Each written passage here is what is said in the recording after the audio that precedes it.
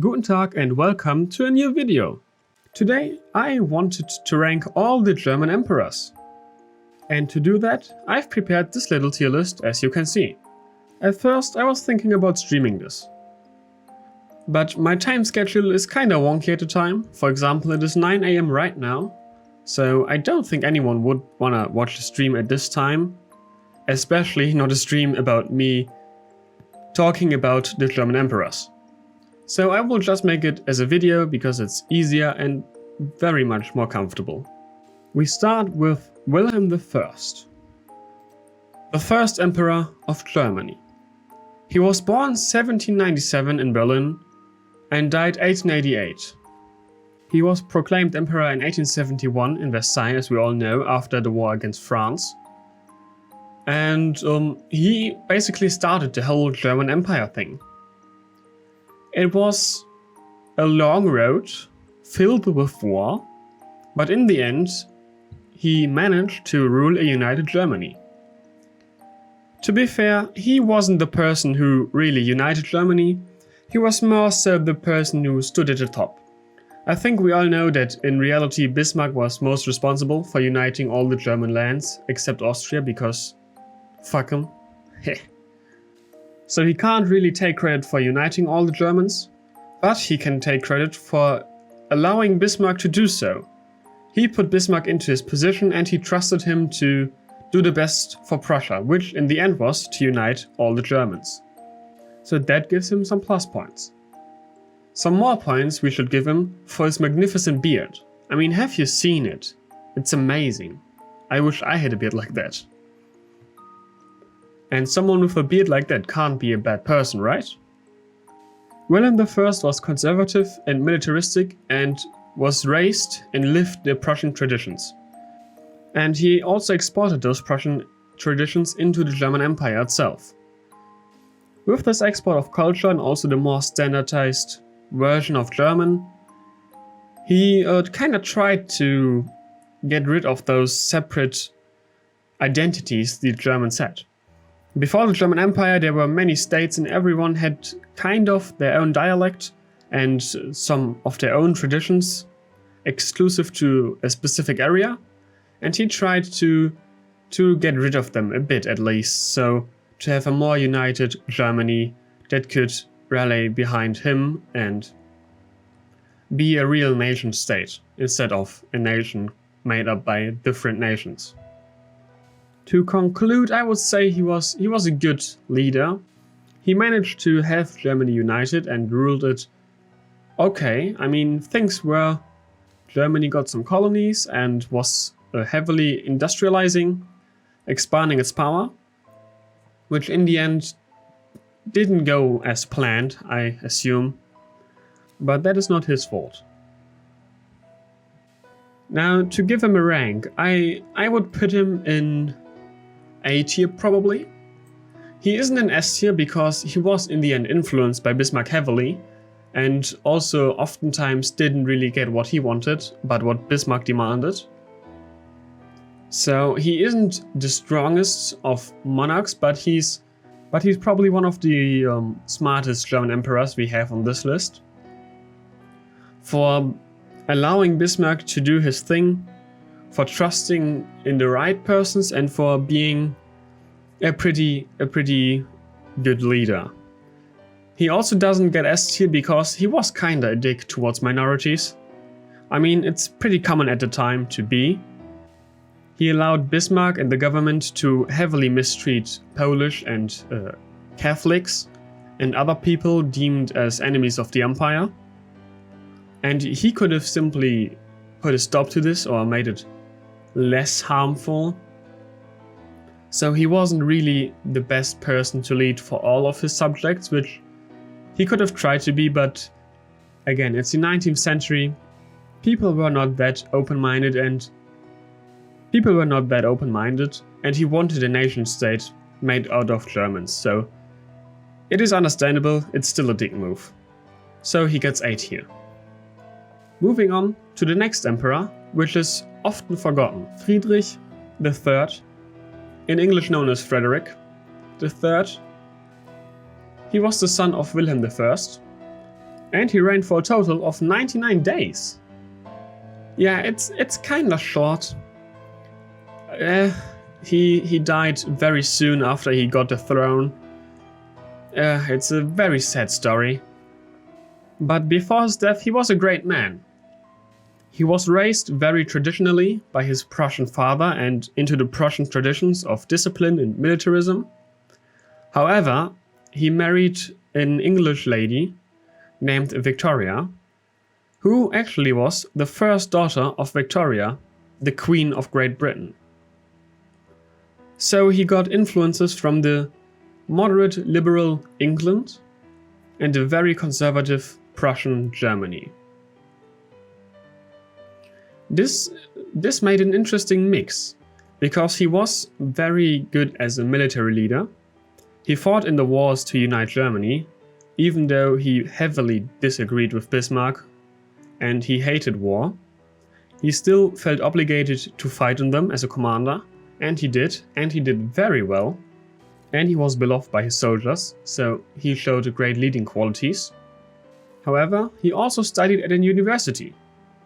He wasn't only a traditional Prussian military leader, but also very educated. It reminds me a little bit of Friedrich the Great, who also was considered an enlightened monarch, who not only led his troops into battle very successfully, but also studied the arts and kinda protected them and made sure they were widely accepted and promoted, I guess. So he kind of is an interesting person in this whole tier list, because he's the only one who wasn't a militarist. He was strictly against war and wanted to have peace above all, and that's kinda unique to him. Because Wilhelm I, of course, didn't really start the wars, he didn't want them badly. But in the end, he allowed Bismarck to go to war anyway, and he supported Bismarck in that regard. And Wilhelm II, of course, well, he's something else. We will come to him in a bit. So Friedrich III, an overall pretty great guy. I think he would have been the ideal leader for Germany, and he would have been what Germany needed in that time. Someone who not only prioritized the army, but also the arts like music and paintings, and probably also the engineering part, in which Germany was really strong at the time. And I think he could have done a great job for the empire as a whole. And if he managed to stay in power for longer than just 99 days, maybe 10 years, maybe 20 years, maybe even longer, that could have changed history in such a way I can't really imagine right now on the spot. I am certain that history would have been better, that the First World War would have been avoided or at least delayed to when Wilhelm II ruled, which would change the entire war and possibly its outcome or the alliances. Because differently than Wilhelm II, Frederick liked England. I mean, he was married to the daughter of the British Queen, so he kinda had to like them. And because he liked England and the liberal ideas they had there, I think he could have done a good thing for Germany.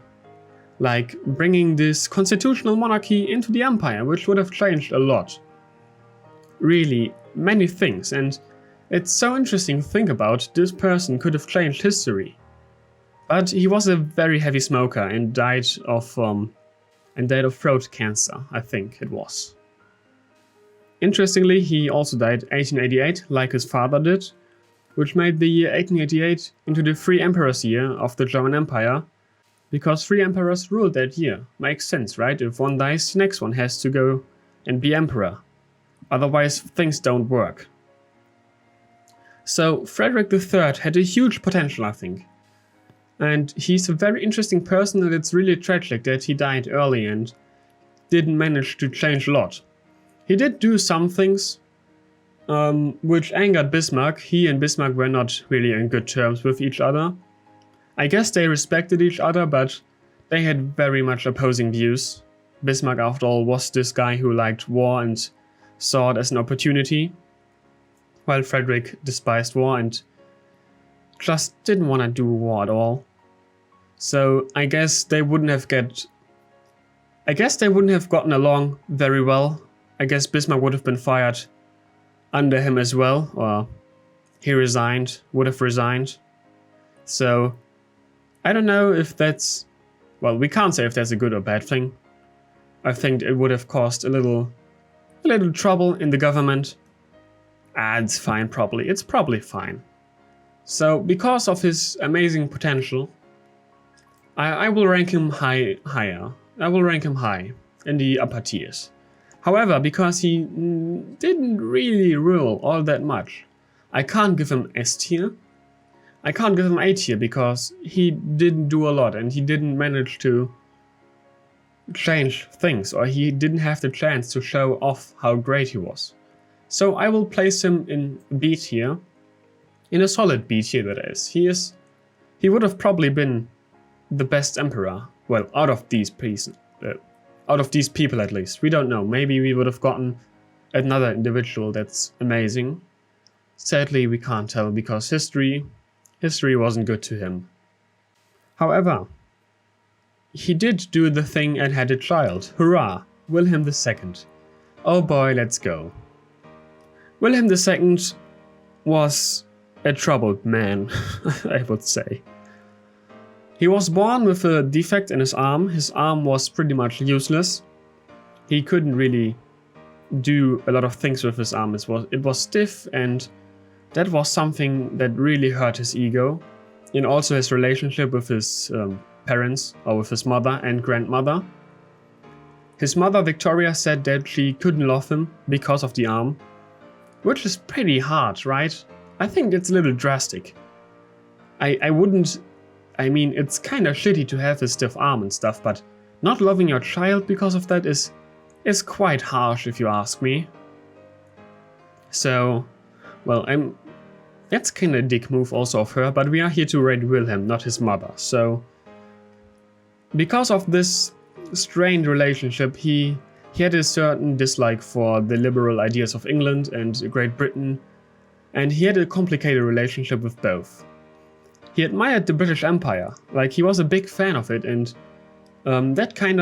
this empire also made him into a little racist. Like he was thinking that the white races or white people were superior, and the empire must be proof of that. I mean, it only makes sense, of course. And he was also tortured as a child because of his arm, so he underwent medical procedures which were supposed to heal him and make his arm be less numb, but in the end it was basically just torture. As you can imagine, this really does something with you. This hurts a man. Understandably so, I would argue. And this already gave not a best start to his life. He was also pretty much an anti-Semite, other than his father. And he also called his father out for being not anti-Semitic and said that he was controlled by the Jews or something. I can't really remember. It was very similar to what the Nazis did later. So that's also not really a good characteristic if you ask me. And of course the biggest thing, he lost the empire. He was involved in World War I. He didn't really start it. But in the end he was kinda at fault. He was a big contributing factor, I would say, to World War I. And he lost the empire, and I think it's reasonably fair to say that because of Wilhelm II, the German Empire fell. It's not really that easy to say he started World War I, but because of him and his politics, the empire fell. I think that's fair to say. Now before that, of course, he also strained relations with Russia and England. And yeah, well, they didn't like France either way, so that's fine, that's okay.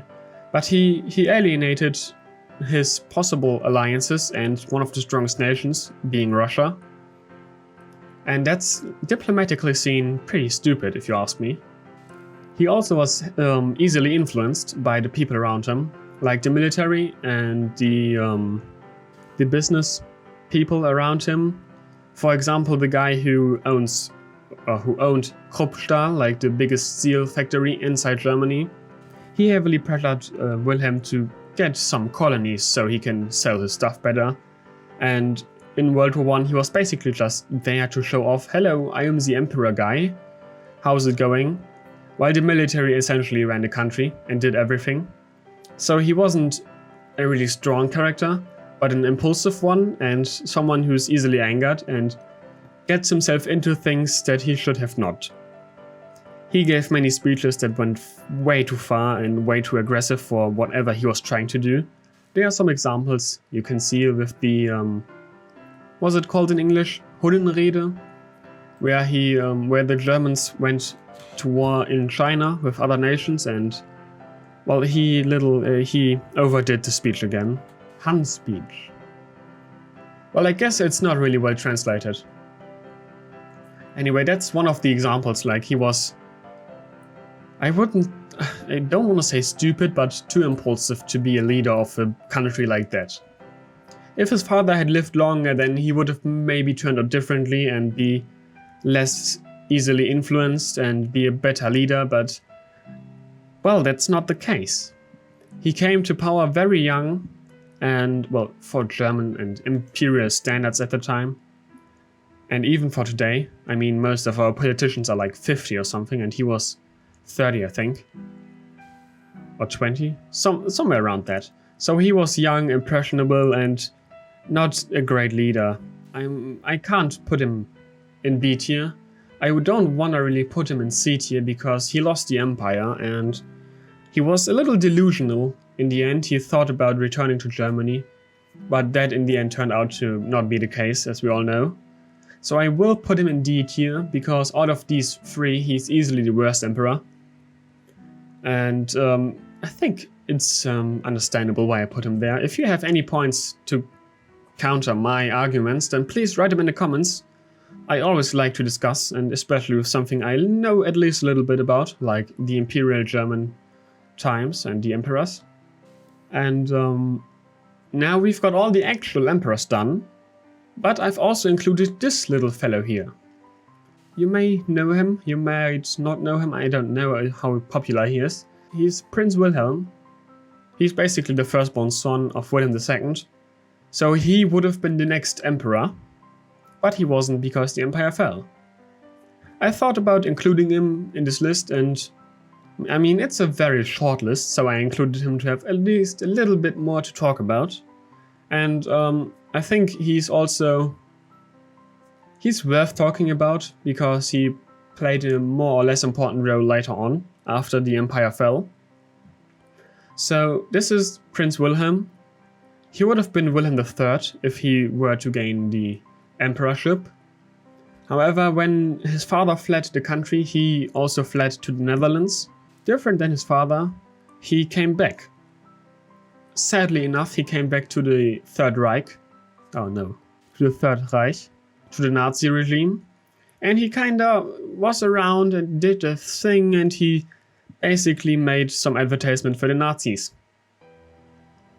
Yeah, he was a Nazi basically. That's really pretty shit, it's horrible. People who are Nazis are kinda whack, in my opinion. And if you are a Nazi, I'm sorry. I really am, but it's pretty shit. Stop. So, I think he wasn't a full-blown Nazi. His father was anti-Semitic and also a little bit racist, like most people were. And he also was a little racist and anti-Semitic, but not to the degree that many of the top-tier Nazis were. Like, I don't want to say he was okay, but he was less racist than most of the top-tier Nazis, which isn't really hard. Most people are less racist.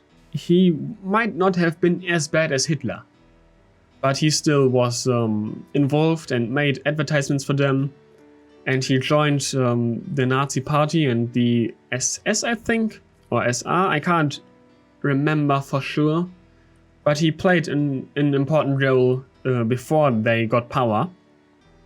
So before 1933 he was there and was around, and it's for the Nazis it's a really smart move to have like the prince of the emperor, because they kinda advertised with being the successor of the empire and abolishing democracy and being more or similar to the empire again.